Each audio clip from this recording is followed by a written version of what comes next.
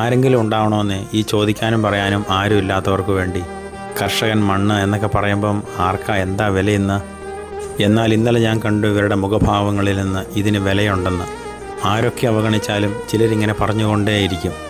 ഇന്നലെയാണ് ശബ്ദമില്ലാത്ത കർഷകന് വേണ്ടി ഒരു ഷോർട്ട് ഫിലിം പുറത്തിറങ്ങിയത്.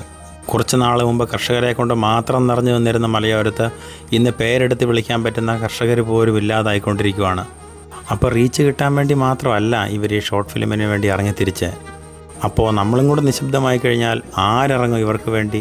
വൈദികരും അധ്യാപകരും തൊഴിലാളികളും അങ്ങനെ എല്ലാവരും കൂടെ കൂടുന്ന നല്ലൊരു കൂട്ടായ്മ. നമുക്കറിയില്ല ഇനി വരുന്ന തലമുറ എങ്ങനെയായിരിക്കും ഈ മണ്ണിനെയൊക്കെ ഒന്ന് ട്രീറ്റ് ചെയ്യുന്നതെന്ന്.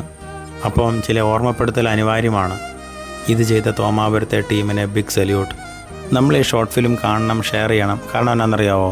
കർഷകരുടെ പ്രശ്നങ്ങളെക്കുറിച്ച് പറയുന്നതിൻ്റെ അപ്പുറത്തായിട്ട് ഇതിനൊരു ചെറിയൊരു സൊല്യൂഷനാണ് ഇവർ മുന്നോട്ട് വെക്കുന്നത്. ആരും പറയാത്തൊരു കാര്യം, കാലഘട്ടം മാറി കൈ കഴുകിയിരുന്നാൽ ഭക്ഷണം നമ്മുടെ മുമ്പിലുണ്ട്. എന്നാൽ കഴിഞ്ഞ കാലത്തെക്കുറിച്ചും വരാനിരിക്കുന്ന കാലത്തെക്കുറിച്ചും ചിന്തിക്കുമ്പം ഭയത്തോടെ മാത്രമേ നമുക്കിതിനെയൊക്കെ നോക്കിക്കാണാൻ പറ്റൂ.